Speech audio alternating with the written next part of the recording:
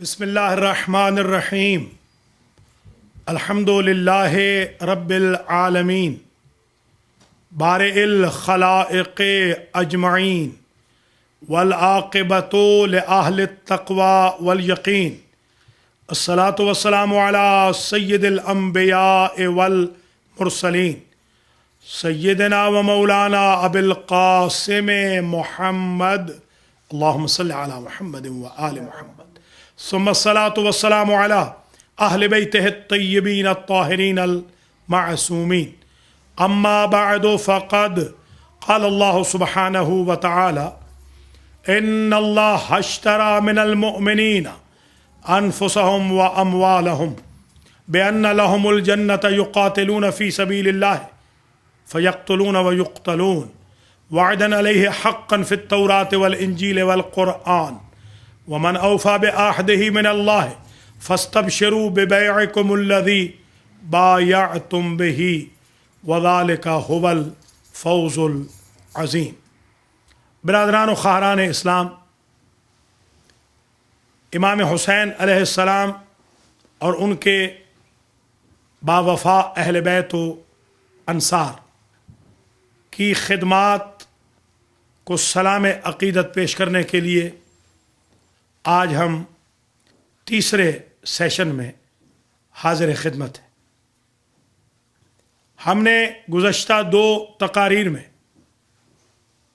قرآن مجید سے واقعہ کربلا کے ثبوت فراہم کیے۔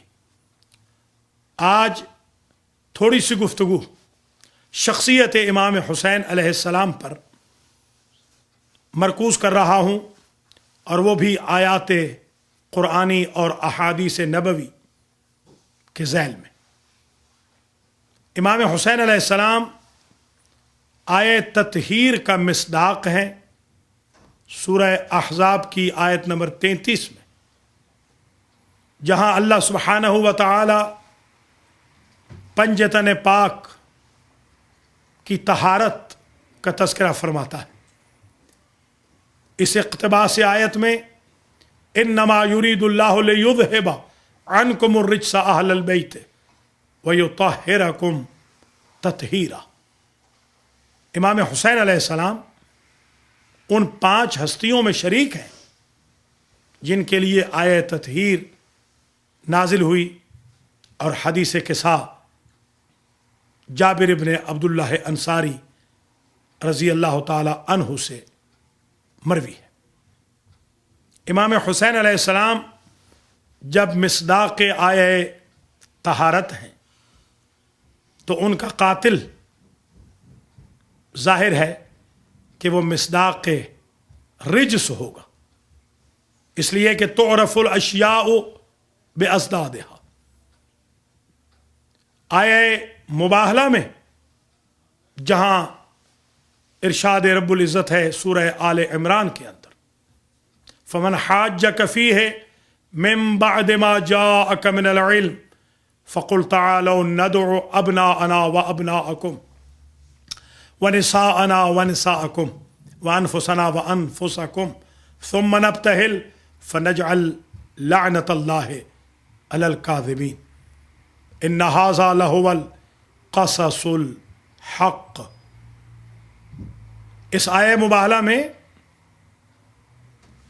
نبی کریم حضرت علی، حضرت فاطمہ اور حسنین شریفین علیہم السلام کے ہمراہ نصارہ نجران کے مقابل پہ جاتے ہیں جس کا تذکرہ ہے۔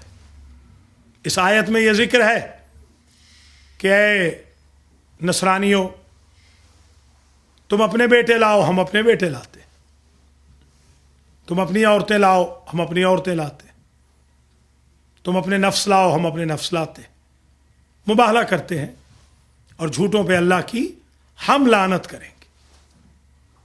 تو گویا امام حسین علیہ السلام مصداق صدق و صفا ہے، تو جو قاتل امام حسین ہے وہ مصداق کذب۔ یاد رکھیے، یہ ممکن نہیں ہو سکتا کہ ہم کہیں جو اسٹیٹس ظالم کا وہی مظلوم کا، جو قاتل کا وہی مقتول کا۔ قرآن مجید میں امام حسین علیہ السلام اور آپ کے خاندان کی مودت کو اجر رسالت کہا گیا۔ سورہ شورى میں ارشاد ہے، قل لا اسألكم علیہ اجرا الا المودۃ فی القربى۔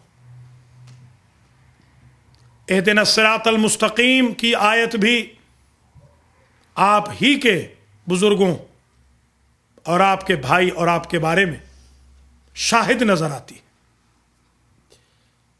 یہ ذہن نشین فرما لیجئے کہ امام حسین علیہ السلام پروردہ آغوش رسالت و عصمت و امامت۔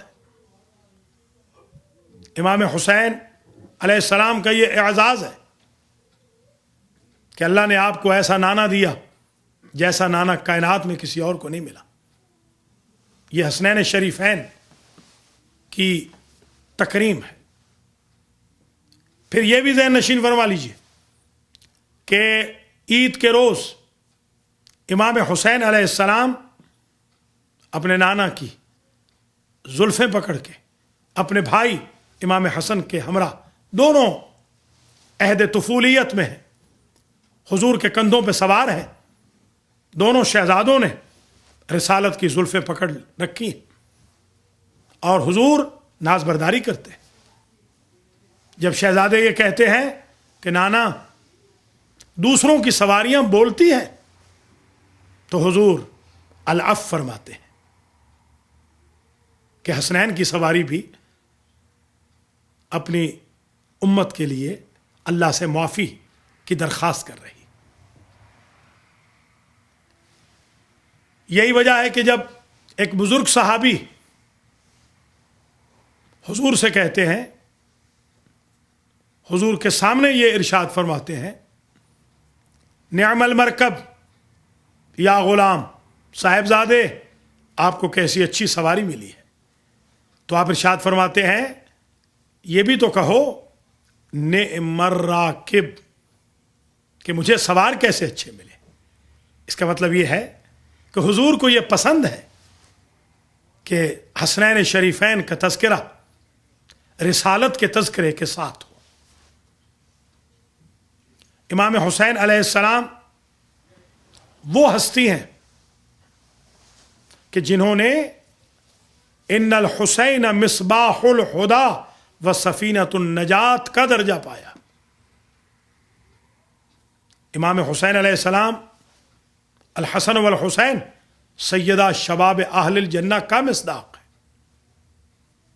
امام حسین علیہ السلام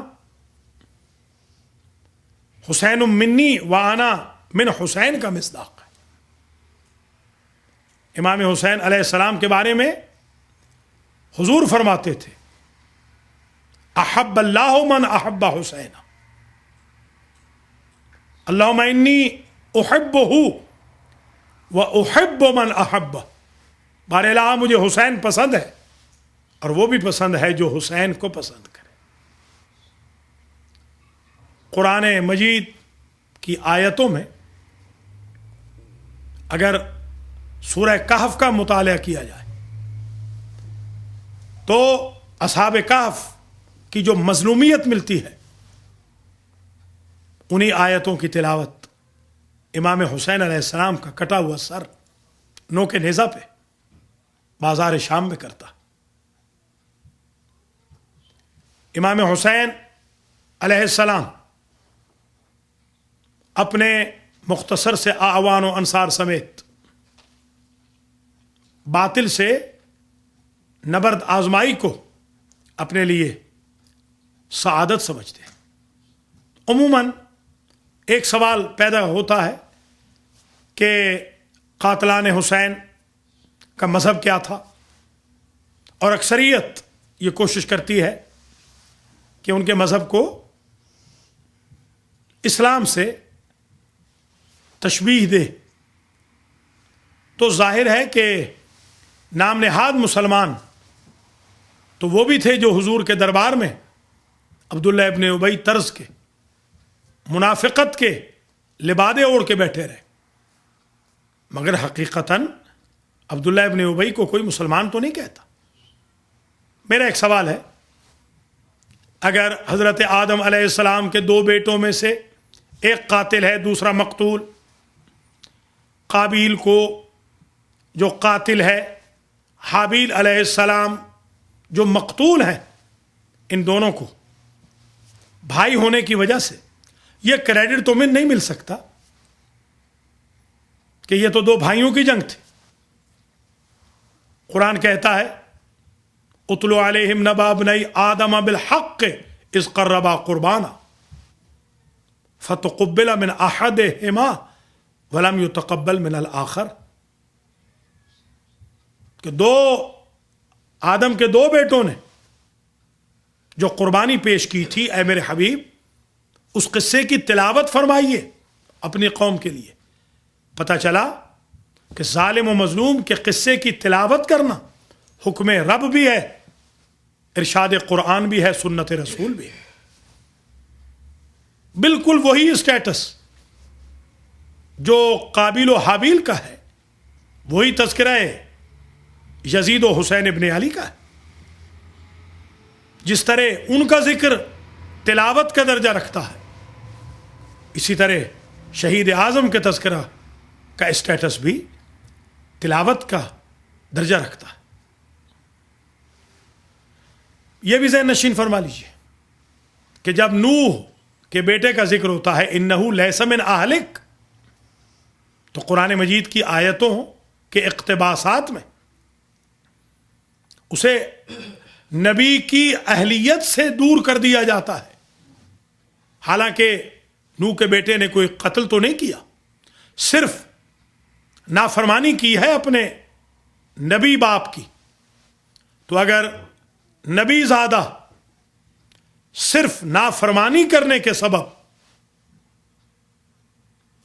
نااہل ہو جاتا ہے، تو یزید جیسا انسان فرزند رسول اور ان کے خاندان کو ذبح کرانے کے بعد اہلیت کا مستحق کیسے ہوگا؟ کوئی مسلمان قابیل کو رضی اللہ تعالی عنہ نہیں لکھتا، تو پھر قاتلان حسین کو رضی اللہ تعالی عنہم کیسے لکھا جا رہا؟ یہ بھی یاد رہے کہ قرآن مجید میں ظالموں پر اللہ کی لعنت آئی ہے، جھوٹوں پر اللہ کی لعنت آئی ہے. کوئی شخص یزید کو مظلوم تو نہیں کہتا. جب یزید سب کے نزدیک ظالم ہے تو اس سے برات کا اظہار کرنے میں یا لعنت کرنے میں کسی مسلمان کو باک نہیں ہونا چاہیے. قاتلان حسین کا مذہب پوچھنے والوں کو یہ بھی سمجھنے کی ضرورت ہے کہ حضور نے فرمایا تھا واقعہ مباہلہ کے دوران کہ فوالذی نفس محمد بیدہ لو تباہلوا لمسخوا قردۃ وخنازیر. مجھے اس رب کی قسم جس کے قبضہ قدرت میں میری جان ہے، اگر نصارہ نجران مباہلہ کر لیتے میرے اہل بیت کے ساتھ تو وہ خنزیر اور بندر بن جاتے. ذرا غور فرمائیں، یہاں ہستیاں کون ہیں جن کے مقابل پہ مباہلہ ہونا ہے؟ حضور پاک ہے صلی اللہ علیہ وآلہ وسلم، علی و بطول و حسنین شریفین.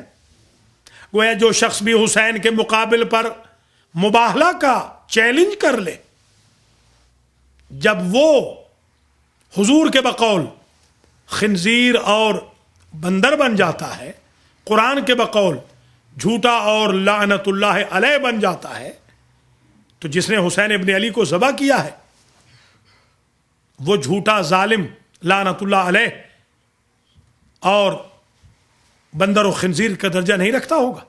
یہی وجہ ہے کہ جب زہیر ابن قین نے پوچھا کہ سرکار یہ فرمائیے میرا اثار میری قربانی بھی قبول ہے، کیونکہ وہ ذرا دیر سے آئے تھے، کاروان حسینی میں دیر سے منسلک ہونے والوں میں ایک زہیر ابن قین بھی ہے.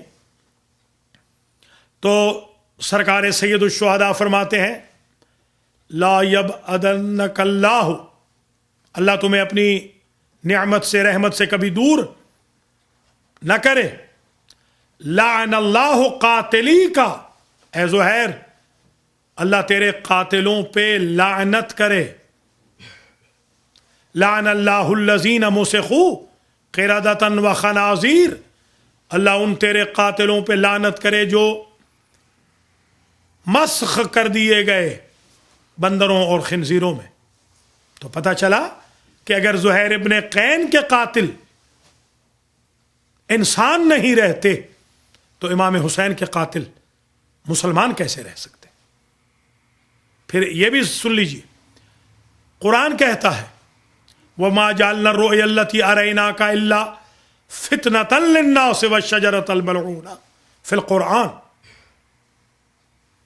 حضور نے جب خواب دیکھا اور خواب میں اپنے ممبر پہ بندر ناچتے ہوئے دیکھے تو جبریل آئے یہ آیت لے کر کہ اللہ فرماتا ہے یہ خواب ہم نے دکھایا ہے. گویا حضور کے ممبر پہ اگر کوئی غلط انسان بیٹھ جائے تو جب اس کا اسٹیٹس بندر کا ہو جاتا ہے، جیسا کہ خود امام حسین علیہ السلام کہتے ہیں وقت آخر شمر کو خطاب کر کے کہ انی سمعت عن جدی انہ کان یقول کہ ان کلاب فلاں عائلت فلاں تنہشنی، کہ میں نے نانا سے سنا اور میں نے خواب بھی دیکھا کہ میرے نانا فرماتے تھے مجھ پر فلاں خاندان کے کچھ سگ حملہ کریں گے، میں دیکھ رہا ہوں. امام حسین علیہ السلام کہتے ہیں میں بھی دیکھ رہا ہوں. وَأَشَدُّهَا مِنْهُمْ كَلْبٌ أَبْقَى، کہ ان میں سے ایک مبروس سگ ہے جو مجھ پہ حملہ کر رہا ہے. تو ذرا غور فرمائیں، حضور کی نظر میں جو حسین ابن علی کے مقابل پہ مباہلہ کرے وہ انسانیت سے خارج ہے، وہ یا خنزیر ہے یا بندر ہے. جو امام حسین علیہ السلام پہ حملہ کرے حضور کی نظر میں وہ سگ ہے، انسانیت سے خارج ہے. جو زہیر ابن قین کو قتل کرے امام حسین کی نظر میں وہ بندر و خنزیر ہے. تو جو لوگ قاتلان حسین کے مذہب پوچھتے ہیں ان سے گزارش کروں گا کہ قاتلوں کا مذہب پوچھنے والوں کو یہ سوچنا چاہیے کہ مذہب انسانوں کے ہوتے ہیں، خنزیروں بندروں اور کتوں کے کوئی مذہب نہیں ہوتے.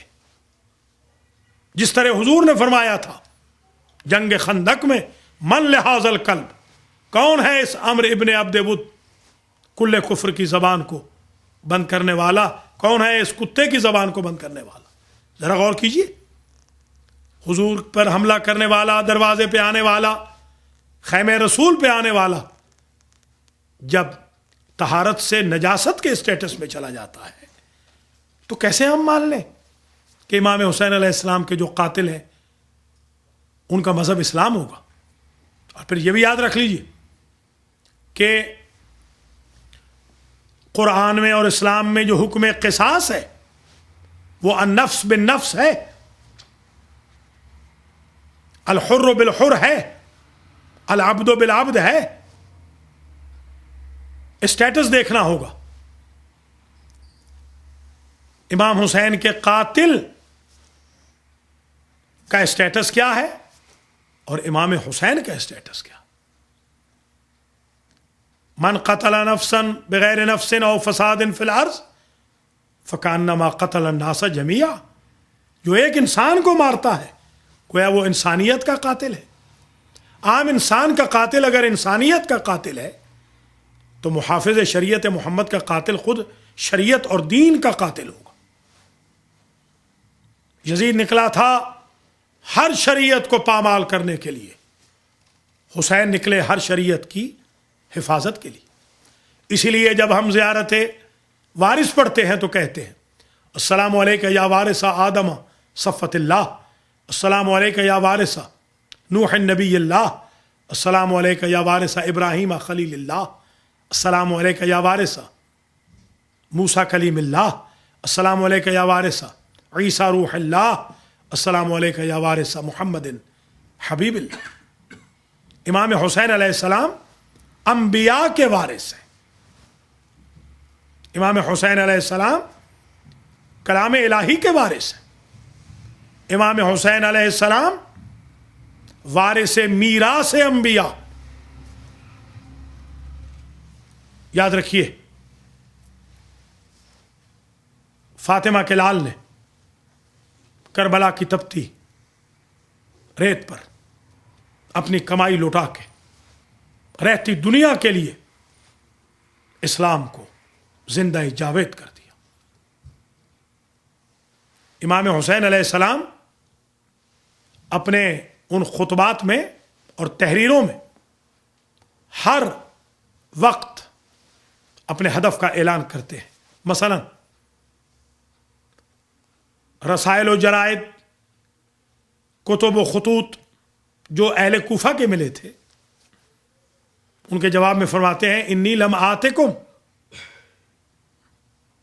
हत्ता अतत इलैया कुतुबुकुम व वसल बिहा रसुलुकुम। मैं खुद से नहीं आया हूं, तुमने मुझे खत भेजे थे और उन खतूत में तुमने मुझे आने का कहा था, और वो खतूत तुमने डाक में नहीं भेजे, तुम्हारे खुद पैगामची वो खतूत लेकर मेरे पास आए। अनक़दिम इलैना इन्नहु लैसा लना इमाम, कि आइए फर्जंद रसूल हमारी तरफ, हमारा कोई इमाम नहीं। कातिलान हुसैन, अगर ढूंढ रहे हैं तो वहां ढूंढने होंगे जहां इमामत का तसव्वुर न हो। कातिलान हुसैन की तौबा इसलिए कबूल नहीं कि अल्लाह कातिलान हुसैन की तौबा को नऊज़ु बिल्लाह कबूल करके यजीद की तौबा को नऊज़ु बिल्लाह नक़ल कुफ्र नबाशत कबूल करके किस जन्नत में ले जाएगा जहां सरदारी हुसैन की होगी। इसलिए 3 मुहर्रम को हमें सफ़ीर इमाम हुसैन हज़रत मुस्लिम इब्न अकील के साथ भी इजहार वफा करनी है, जिन्होंने इमाम अलैहिस्सलाम की नियाबत में बैअत ली है और मदीना से कूफा पहुंचे 18,000 अफराद ने मगरिब की नमाज मुस्लिम की इक़्तिदा में अदा की। इशा के बाद देखा तो 18 भी बाकी न थे। हानी के घर में पनाह ली, फिर निकलना पड़ा। तवानामी मोमिना के घर में पनाह लेते हैं। फौजों की चढ़ाई होती है। निस्फ़ शब के बाद ये कह के निकल जाते हैं कि हम अहले बैत हैं, किसी के घर को फौजों से उजड़ता नहीं देख सकते। दिन में लड़ाई शुरू होती है, तीरों पे तीर, बरसात हो रही है पत्थरों की, तलवारों पे तलवारें पड़ रही है, गड़ा खोदा जाता है, जलती हुई लकड़ियां भी सफ़ीर हुसैन पर डाली जाती हैं, गड़े में गिर जाते हैं, पकड़ के लाए जाते हैं। उबैदुल्लाह इब्न ज़ियाद के दरबार में कहा जाता है अमीर कह के सलाम करो। फरमाते हैं मा लियल अमीर सिवल हुसैन, हुसैन इब्न अली के अलावा मेरा कोई अमीर नहीं। इमाम हुसैन भी फरमाते हैं आज भाई तुमने हमें दरबार उबैदुल्लाह इब्न ज़ियाद में अमीर कहा, अब जब भी मजलिस होगी तो मुस्लिम को अमीर कहा जाएगा और हुसैन को गरीब कहा जाएगा। दारुल अमारा की छत पे ले जाए गए, गर्दन कटने को है, जल्लाद गर्दन काटने को है, 9 ज़िलहज है, लोग अपने बच्चों की ईदी ख़रीदने के लिए ले जा रहे हैं। छोटे छोटे बच्चों पे नज़र पड़ गई, कहते हैं कूफा वालों अगर मेरे यतीम नज़र आ गए, मेरे यतीम नज़र आ जाएं तो उन्हें न बताना तुम्हारा बाबा मारा गया। सलाम हो शुहदाए करबला और ए मुस्लिम बिन अकील, आप पर और आपके फर्जंदान पर जिन्होंने अपनी जानों के नजराने देकर इस्लाम को हयात अबदी बख्श दी। शुक्रिया। वस्सलामु अलैकुम वरहमतुल्लाहि वबरकातुहू।